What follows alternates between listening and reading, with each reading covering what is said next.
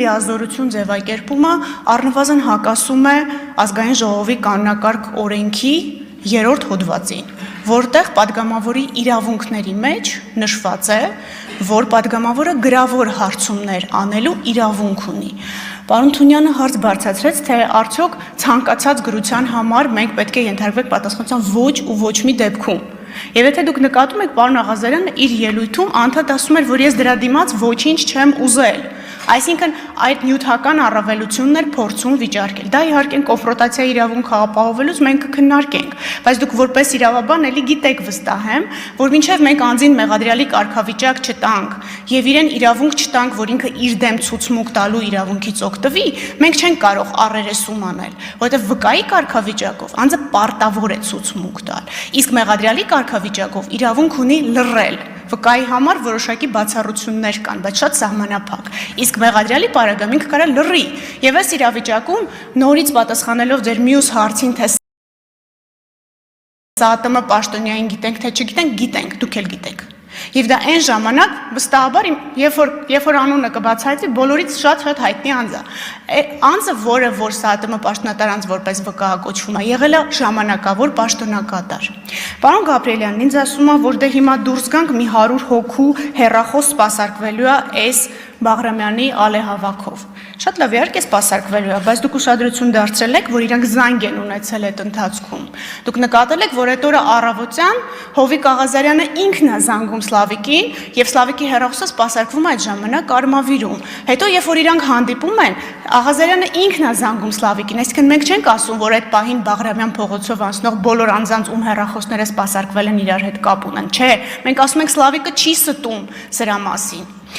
Պարոն Աղազարյանը հետաքրքիր թեզ է բարձրացնում, ենթադրում եմ դա իրանց պաշտպանական տակտիկան է լինելու, որ այդ տարբեր աշոտներ են։ Մեկը աշոտիկ է, մեկը աշոտ է։ Չէ, դա նույն մարդն է։ Եվ ինչքան էլ փորձեն այստեղ այդ բառախաղը ստեղծել աշոտ-աշոտիկ։ Եթե դուք նայեք իրենց հեռախոսային խոսակցությունների բառացի վերծանումները, որոնք ես ուղղակի բառապաշարը հարիր չի ազգային ժողովի ամբիոնից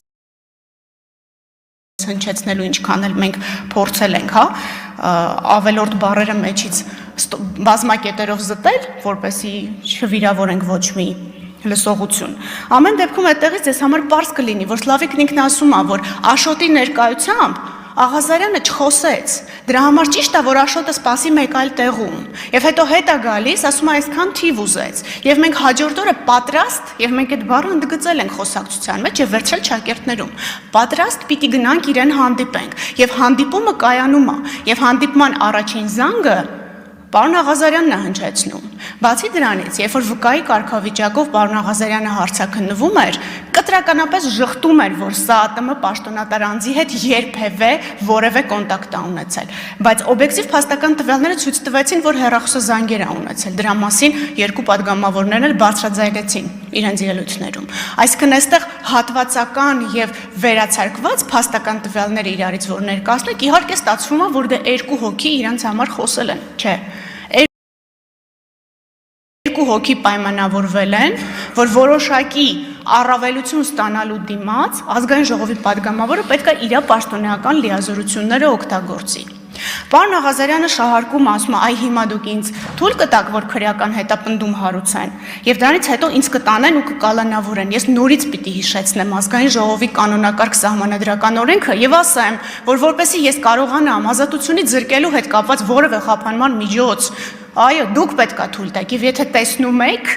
ես ոչ մի նման միջնորդություն չեմ ներկայացրել։ Պարոն Թունյանը նշեց Վճռաբեկ դատարանի որոշման մասին։ Պարոն Թունյան, շնորհակալություն, որ որոշման մասին խոսելու հնարավորություն տվեցիք ինձ։ Ես խնդրեմ այնտեղ ուշադրություն դարձնեք, որ դատարանը արձանագրել է, որ խախտումը վերացվել է դատախազության կողմից։ Ուղիղ արձանագրել է։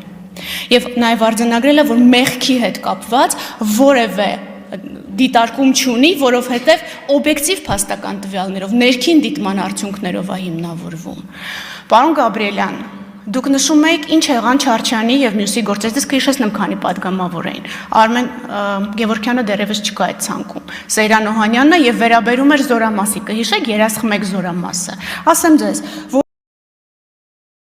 որ 2024 թվականի նոյեմբերի 29-ին մենք նաև հայցով էինք մտել դատարան, որտեղ հիմնական գործը քրեական վարույթի շրջանակներում կրկին առաջինացյանի դատարանում քննության փուլում է եւ դատարանը անվավեր է ճանաչել Պաշտպանության նախարարի եւ անձի միջև պայմանագիրը եւ դրա հիման վրա ասել, որ դրան հաջորդող սեփականության իրավունքի գրանցումը եւս անվավեր է։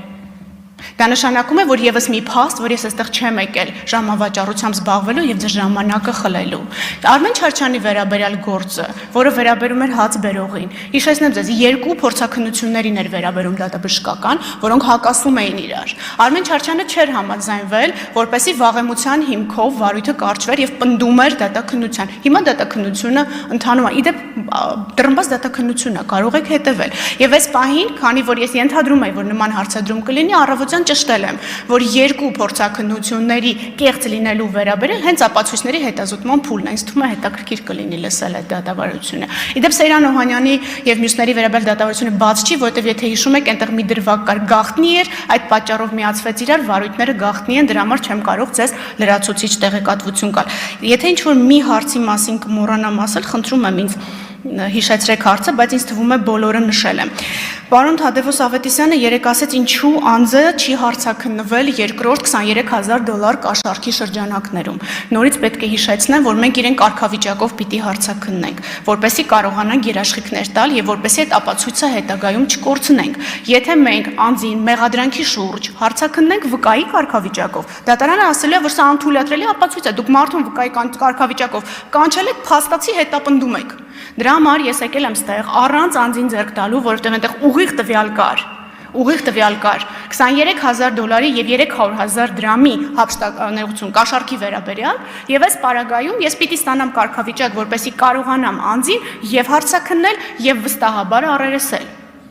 Ինչ վերաբերում է չափերի հետ կապված, պարոն Գաբրիելյան, $8,000 հանգամանքը ընդունում է պարոն Աղազարյանը, բայց մենք շարունակում ենք պնդել 23,000-ի փաստը, որովհետև հակառակ դեպքում, եթե պարոն Աղազարյանը ճիշտ է ասում, որ ինքը տարվա ընթացքում, պարոն Եղվան, ներողություն եմ խնդրում, եթե տարվա ընթացքում փոխառություններ է վերցրել, բոլորս պաշտոնատար անձինք ենք, այդ թվում պարոն Աղազարյանը, պարտավոր է հայտարարագրի 8,000-ը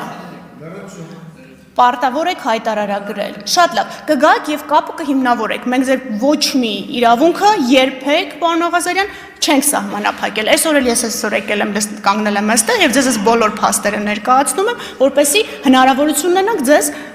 կարգավիճակով լսելու։ Ինչ վերաբերում է ավելի շուտ չգալուն, հարգելի պատգամավորներ, պատվարժան պատգամավորներ, ես այսքան ապացույց, որ վարույթի ընթացքում ձեռք եմ բերել, նախաքննությունը գրեթե ավարտված եկել եմ, դեռևս դժգոհություններ կան հիմնավորվածության, կապերի մասին, պատկերացնում եք, ես մի տարի առաջ գայի, երբ որ այս բոլոր գործողությունները արված չէր, միանգամից մերժելու էիք։ Իդեպ այդ նույն տրամաբանությամբ որ անընդհատ քննարկվում է կալանքը որպես պատժիչ գործի կալանքը եւ այլն, հենց առաջինը դատախազությունն է շատ դեպքերում դեմ լինում կալանքը տանելուն ինչի, որովհետև դատարանները այդ փուլում սկսում են մեղքի հարց քննարկել, սկսում են այդ ապացուցողական բազայի շրջանակում ասել, որ հիմնավոր կասկած չկա։ Եվ եթե նկատել եք, ոչ մի պատգամավորի վերաբերյալ գործով ես երբևէ կալանքի մասով որևէ հարցադրում ազգային ժողովի առաջ չեմ բարձրացրել, որովհետև մեզ համար այդ վերջին ամենալուրջ խափանման միջոցը այս գործերով կարևոր չի։ Մենք ունենք արդեն այնքան փաստական տվյալ, որ մենք կարող ենք այս գործերը ուղարկել դատարան։ Դուք կհամաձայնվեք, թե չեք համաձայնվի, հարգելի պատգամավորներ, դա ձեր որոշելիքն է, բայց անջատված